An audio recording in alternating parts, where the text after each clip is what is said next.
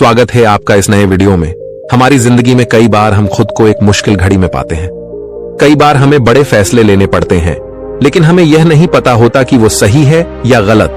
क्या उस फैसले का परिणाम हमारे जीवन में खुशियां लाएगा या मुसीबत। लेकिन कई बार हमारे पास सही निर्णय लेने की सुझाव नहीं होते और हम जल्दबाजी में फैसला कर लेते हैं, और उन फैसलों की वजह से हमारी जिंदगी सुखमय हो सकती है या फिर हमारी जिंदगी नरक से भी बढ़कर हो सकती है। इसलिए सही फैसला लेने की क्षमता हमारे जीवन में सफलता हासिल करने के लिए आवश्यक है।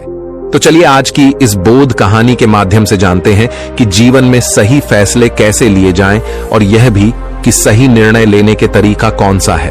तो बिना किसी देरी के कहानी शुरू करते हैं दोस्तों। कई साल पहले की बात है।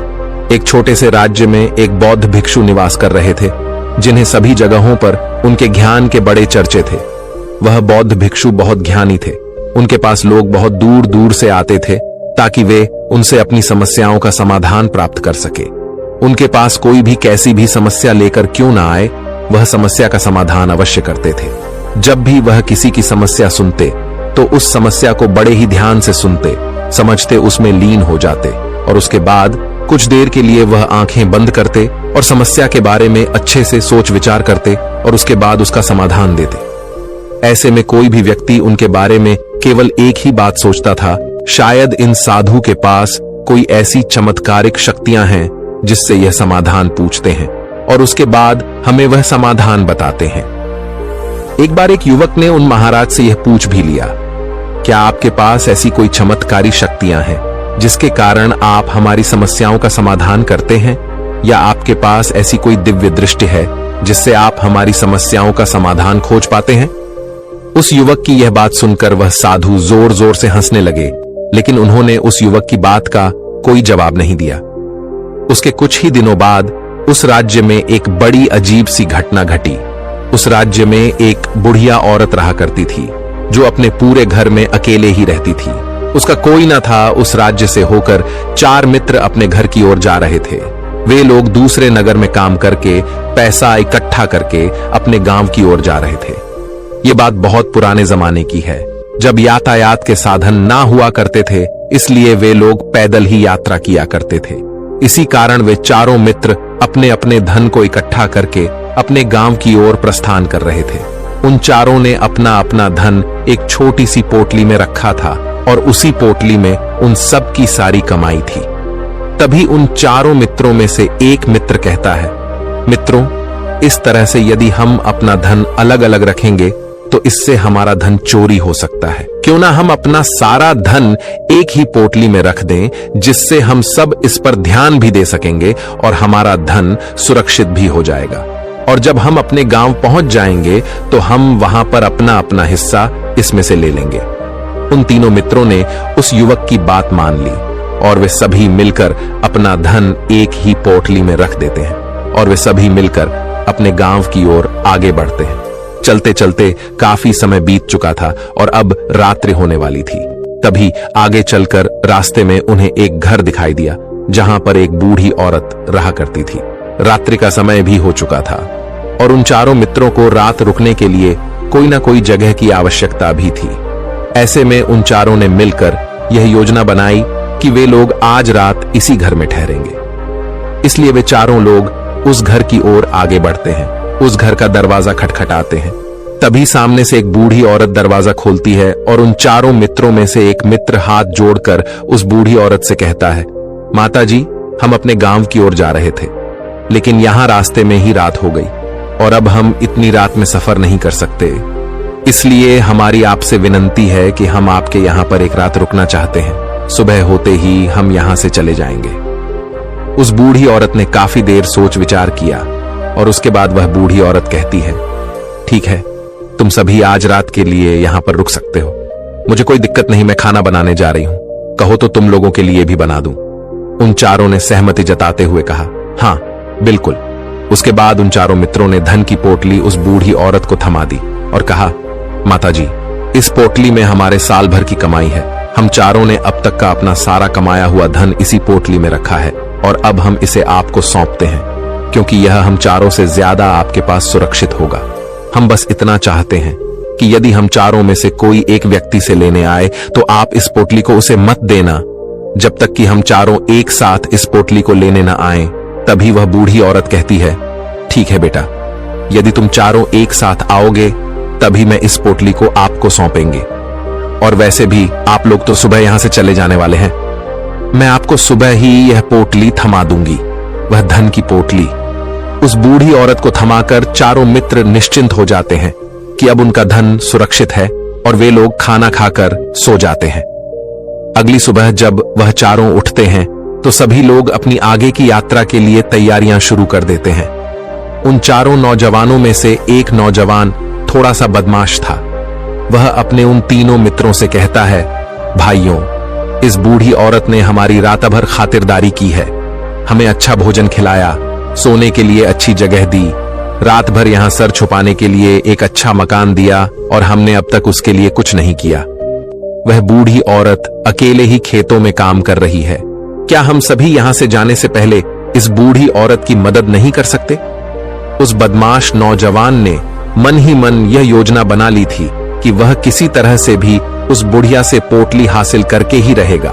बाकी के तीनों मित्र उसकी बातों में आ जाते हैं और वे सभी मिलकर उस बुढ़िया की मदद करने अर्थात खेतों में काम करने के लिए चल पड़ते हैं। वे सभी मिलकर खेतों का काम कर ही रहे थे कि तभी वह बदमाश नौजवान अपने बाकी तीनों मित्रों से कहता है, मित्र, मुझे जोरों की प्यास लग गई है, मैं जरा उस बूढ़ी औरत से पानी मांगकर लाता हूं।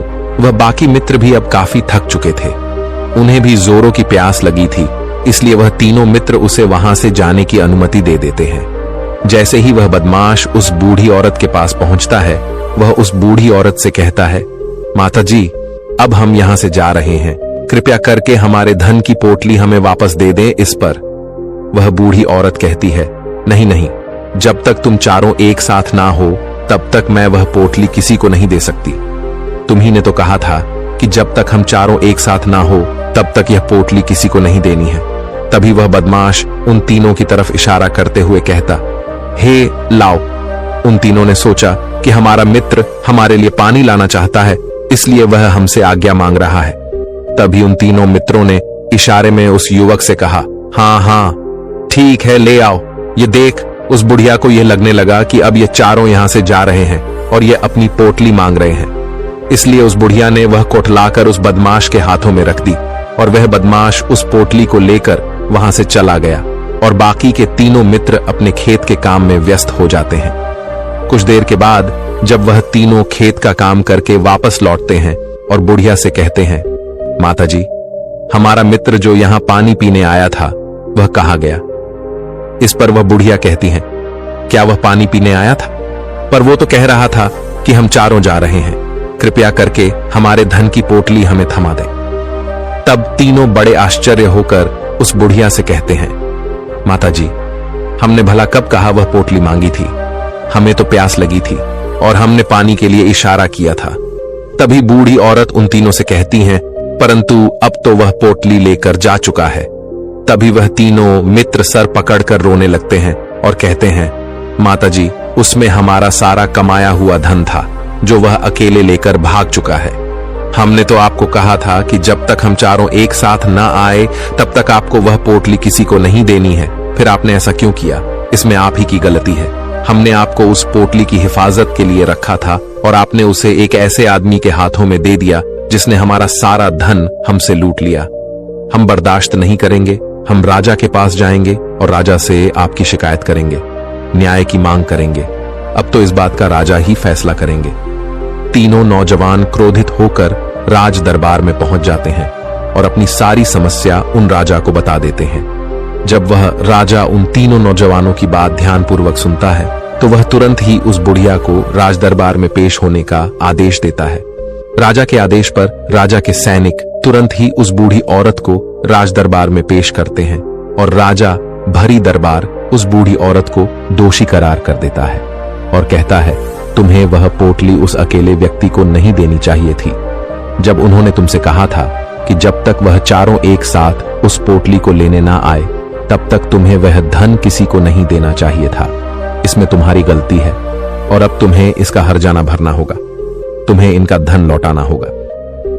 राजा का यह आदेश सुनकर बूढ़ी औरत फूट फूट कर रोने लगती है और राजा से मदद की गुहार लगाती है और कहती है, हे राजन, मैं तो एक बूढ़ी औरत हूं और मेरे पास इतना धन नहीं है और ना ही मेरे घर में कोई ऐसा है जो धन कमाता हो। मेरे पास इतना धन नहीं कि मैं इनका धन लौटा सकूं। मैं तो अकेली हूं, बेसहारा हूं, कृपा करके मुझ पर रहम करे। लेकिन राजा उस बूढ़ी औरत की एक नहीं सुनता। वह बूढ़ी औरत रोते हुए अपने घर की ओर जा रही थी। ये सोच रही थी कि आखिर में इतना धन कहां से लाऊं, कि कैसे मैं उन लोगों का यह धन उन्हें लौट आऊंगी। मेरे पास इतना धन नहीं है। मैं क्या करूं, कैसे करूं, कहां से लाऊं इतना धन? यदि मैंने उनका धन नहीं लौटाया तो मुझे राजा मार डालेगा। वैसे भी मेरी ही गलती है। जब उन चारों ने मिलकर मुझसे कहा था कि जब तक हम चारों एक साथ ना आए तब तक वह पोटली किसी को नहीं थमानी है, फिर भी मैंने वह पोटली केवल उस एक व्यक्ति को थमा दी। इसमें गलती तो मेरी ही है। वह रोते रोते ये सारी बातें सोचते हुए अपने घर की ओर जा रही थी। तभी रास्ते में उस बूढ़ी औरत को वहीं संत मिले जो उस नगर में किसी भी समस्या का समाधान बड़ी ही सरलता और सहजता से करते हैं। उन्होंने उस बूढ़ी औरत से कहा, क्या बात है बेटी, क्यों रो रही हो? इस पर वह बूढ़ी औरत उस संत को सब कुछ सच सच बता देती है और कहती है, हे महाराज, इसमें गलती तो मेरी ही है। उन चारों ने तो पहले ही कहा था कि जब तक वे चारों एक साथ ना आए तब तक वह पोटली मुझे किसी को नहीं देनी है। लेकिन मेरी हिम्मत मारी गई थी जो मैंने वह पोटली केवल एक व्यक्ति को थमा दी और वह उनका सारा धन लेकर वहां से भाग गया। लेकिन अब मुझे यह समझ नहीं आ रहा कि मैं वह सारा धन कहां से लाऊं, कैसे जुटाऊं। मेरे पास इतना धन नहीं है और राजा ने तो आदेश भी दे दिया है कि मुझे उनका धन लौटाना ही पड़ेगा। लेकिन मैं यह समझ नहीं पा रही कि इतना सारा धन मैं कहां से लाऊंगी। तभी वह संत उस बूढ़ी औरत से कहते हैं, शांत हो जाओ, मैं कोई ना कोई रास्ता जरूर निकाल लूंगा। इतना कहकर वह संत वहीं पर बैठ जाते हैं, ध्यान करने लगते हैं। कुछ देर के लिए आंखें बंद कर सोचते हैं, विचार करते हैं। मौन रहकर वह समस्या का समाधान निकालते हैं और उसके बाद वह उस बूढ़ी औरत से कहते हैं, बेटी, राजा ने फैसला किया है, वह बिल्कुल गलत है। आपने जो किया इसमें आपकी कोई गलती नहीं है। राजा का फैसला गलत है। उन संत के इतना कहने पर बूढ़ी औरत चुप हो गई और यह सोचने लगी कि आखिर राजा का फैसला कैसे गलत हो सकता है। राजा तो सभी के लिए न्याय ही करते हैं और वह कभी किसी का बुरा नहीं करते। फिर आखिर आज राजा का फैसला कैसे गलत हो गया? उन संत और उस बुढ़िया की बात आसपास के खड़े लोग सभी लोग सुन रहे थे और वे लोग भी बड़े अचरज में थे, क्योंकि राजा का फैसला कैसे गलत हो सकता है। राजा ने तो बिल्कुल सही फैसला लिया है। इस बूढ़ी औरत ने ही गलती की है, उन चारों का धन केवल एक ही को थमा दिया। ऐसे में इस बुढ़िया को उनका धन तो लौटाना ही चाहिए। राजा ने गलत फैसला कहा किया है। तभी वह संत उस बूढ़ी औरत से कहते हैं, जाओ और राज दरबार में कह दो कि हे राजन, आपका फैसला गलत है और सही क्या है, गलत क्या है, इसका फैसला मैं करूंगा। पहले तो बूढ़ी औरत इतनी हिम्मत ही नहीं जुटा पा रही थी कि वह राज दरबार में जाकर भरे राज दरबार में राजा को यह कह सके कि राजन, आपका फैसला गलत है। लेकिन जैसे तैसे उसने हिम्मत जुटाई और वह वापस राज दरबार लौटी। उसने डरते हुए भरे राज दरबार राजा से बड़ी थर्राती आवाज में कहा, हे राजन, आपने जो फैसला किया है वह फैसला गलत है। इतना कहकर उसने राजा को सारी बात सच सच बता दी। उस बूढ़ी औरत की बात सुनकर राजा बहुत क्रोधित हुआ। राजा ने उस बूढ़ी औरत से कहा, कौन है वह संत जिसने मेरे फैसले को गलत बताया है? क्या उन्हें नहीं लगता कि मैंने सही निर्णय लिया है? मैं हर रोज कई निर्णय लेता हूं, कई फैसले करता हूं, लेकिन आज तक कभी किसी ने मुझसे यह नहीं कहा कि मेरा फैसला गलत है। यदि उन संत ने मुझे सही फैसला न सुनाया, उन्हें फांसी की सजा दे दूंगा। यह बात पूरे नगर में फैल गई। सभी लोग यह जानने के लिए हैरान थे कि आखिर वह साधु ऐसा कौन सा फैसला सुनाने वाले हैं जो राजा से भी उचित होगा, जिसमें सबके लिए न्याय होगा। राजा ने अपने सैनिकों को तुरंत ही आदेश दिया कि जाओ और संत को राज दरबार में लाओ। राजा की आज्ञा के अनुसार वे सैनिक तुरंत ही उन संत को लेने के लिए निकल पड़े। वे लोग कुछ ही देर बाद उन संत को लेकर राज दरबार पहुंचे। राज दरबार में सभी लोग उपस्थित थे और सभी लोग उन संत के फैसले का इंतजार कर रहे थे। उन संत को देखकर राजा कहता है, महाराज, आपको ऐसा क्यों लगता है कि हमने जो फैसला किया है वह गलत है? इस बुढ़िया ने यह वादा किया था कि वह चारों लोगों को एक साथ ही वह पोटली जमाएगी। फिर आखिर उसने अपना वादा क्यों तोड़ा? इसने यह गलती क्यों की कि इसने केवल एक ही को पोटली थमा दी और वह उनका सारा धन लेकर यहां से भाग गया? तो क्या इसमें इसकी गलती नहीं है? क्या इससे इनका धन नहीं लौटाना चाहिए? इस पर वह साधु बड़ी विनम्रता से राजा से कहते हैं, हे राजन, यह आपका फैसला था, लेकिन मैं आपसे कुछ कहना चाहता हूं। इस पर राजा कहता है, ठीक है, कहिए आप क्या कहना चाहते। इस पर वह साधु बड़ी विनम्रता से राजा से कहता है, हे राजन, जैसा कि वादा किया गया था कि पोटली एक साथ उन चारों को ही दी जाएगी, तो अभी तो ये केवल 3 है, चौथा कहां है? तो इनसे कहिए कि ये लोग यहां से वापस जाएं और अपने उस चौथे मित्र को यहां लेकर आए, तभी इनका धन वापस किया जाएगा। और वादा भी ऐसा ही किया गया था कि जब तक चारों लोग एक साथ ना हो तब तक उनका धन उन्हें नहीं लौटाया जाएगा। और यदि यह बूढ़ी औरत इन तीनों को धन लौटा देती है तो ये बूढ़ी औरत अपना वादा तोड़ देगी, और ये सही नहीं है। इसलिए यदि आप चाहते हैं कि इनका धन लौट आया जाए तो पहले इनसे कहिए कि ये लोग जाएं और अपने उस चौथे मित्र को यहां पर वापस ले आए। उस राजदरबार में हर कोई इस बात को सुनकर बहुत खुश हुआ। सभी ने उन संत की बहुत तारीफ की। राजा भी उन संत के इस फैसले से पूरी तरह से सहमत था। राजा तुरंत ही उन संत के सामने सिर झुका लेता है और हाथ जोड़कर उनसे कहता है, हे महाराज, आपका यह फैसला इतना सही कैसे हो सकता है? आखिरी बात मेरे दिमाग में आई क्यों नहीं? मैंने इस बात को इस तरह से सोचा क्यों नहीं? तभी वह साधु उस राजा से कहते हैं, हे राजन, आपके पास और भी काम होते हैं। आप दिन भर व्यस्त रहते हैं और आपको जल्दबाजी में फैसले लेने पड़ते हैं। आपने इस मामले को सुना समझा, लेकिन इसे देखने में आप गलती कर गए। इससे आपने केवल ऊपरी तौर पर देखा। आपने इसकी गहराई तक जाने का प्रयास तक नहीं किया। यदि आपने इस मामले की गहराई को देखा होता, समझा होता, तो आप भी इसी नतीजे पर आते। जब तक हम किसी मामले की गहराई तक नहीं जाते, तब तक हम उसका सही समाधान नहीं निकाल सकते। लेकिन हम में से अधिकांश लोग तो अपने फैसले केवल जल्दबाजी में लेना चाहते हैं, भले ही वह मामला कितना भी गंभीर क्यों ना हो। हमें तो बस अपना हक चाहिए, हमारा नाम होना चाहिए, भले ही फैसला हमारे लिए आगे चलकर हमारे लिए नुकसानदायी क्यों ना हो। लेकिन हम तो उस मामले की गहराई तक जाने के लिए सोचते तक नहीं। तभी वह राजा उन संत से कहता है, हे महाराज, क्या आपके पास कोई दिव्य शक्तियां हैं? क्या आपके पास ऐसी कोई चमत्कारिक शक्ति है जिसे आप सवाल करते हैं और बदले में वह आपको जवाब देती है, जिस कारण आप सटीक और सही समाधान बता पाते हैं? राजा की यह बात सुनकर वसंत मुस्कुराने लगे और राजा से कहते हैं, हे राजन, यह सवाल मुझसे कई लोगों ने पूछा है और मैंने कभी किसी का कोई जवाब नहीं दिया, लेकिन आप इस राज्य के राजा हैं, इसलिए मैं आपके इस प्रश्न का उत्तर देता हूं। आप में से कई लोगों को यहां ऐसा लगता है कि मेरे पास कोई ऐसी शक्तियां हैं जिससे मैं बात कर सकता हूं, जिससे मैं कोई भी समस्या का समाधान पा सकता हूं। लेकिन मैं आप लोगों को एक बात सच सच बता देता हूं, मेरे पास ऐसी कोई शक्तियां नहीं हैं। मैं तो केवल हर मामले की गहराई तक सोचता हूं, उस बात पर विचार करता हूं, और जब मैं विचार करता हूं तो मेरे सामने कई सारे समाधान आते हैं, और जो समाधान मेरे सामने आते हैं मैं उन पर भी विचार करता हूं, उनके बारे में भी गहराई तक जाता हूं। और जब मुझे लगता है कि इस समस्या का समाधान यही होना चाहिए, तभी मैं समाधान उस व्यक्ति को देता हूं ताकि वह अपनी समस्या का समाधान कर सके। अब आप ही सोचिए, आप जल्दबाजी में यह फैसला लेकर इस बुढ़िया का जीवन पूरी तरह से बर्बाद कर देते।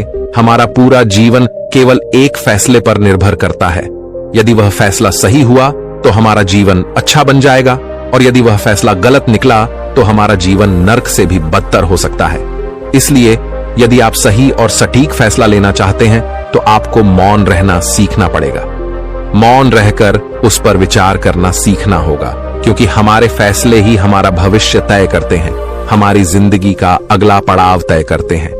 फिर चाहे वह फैसले छोटे हों या बड़े, वे ही हमारी जिंदगी को निर्धारित करते हैं। इसलिए सबसे पहले हमें सही फैसले लेने के लिए मौन रहना सीखना आवश्यक है, उन पर विचार करना आवश्यक है। और जब आप ऐसा करते हैं तो आपके सामने एक ही समस्या के कई सारे समाधान निकल कर आते हैं, और जब आप उन पर गौर करेंगे तो आपको यह समझ में आएगा कि उन फैसलों का समाधान कैसा होना चाहिए, कि समाधान से आपको क्या फायदा होगा और क्या नुकसान होगा, या उस समाधान पर सोच और विचार करने पर ही आप उसे समझ सकते हैं और तभी आप यह निर्णय भी ले सकते हैं कि क्या यह समाधान उचित रहेगा या नहीं। और यह सब संभव हो सकता है यदि हम कम बोलना शुरू करें, अब पूरी तरह से मौन हो जाए। इसका अर्थ यह है कि आप भीतर से शांत हो जाएं, और जब आप भीतर से शांत होने लगते हैं तो आपका मन स्पष्ट होने लगता है, साफ होने लगता है, और आप किसी भी चीज पर सोच विचार कर सकते हैं।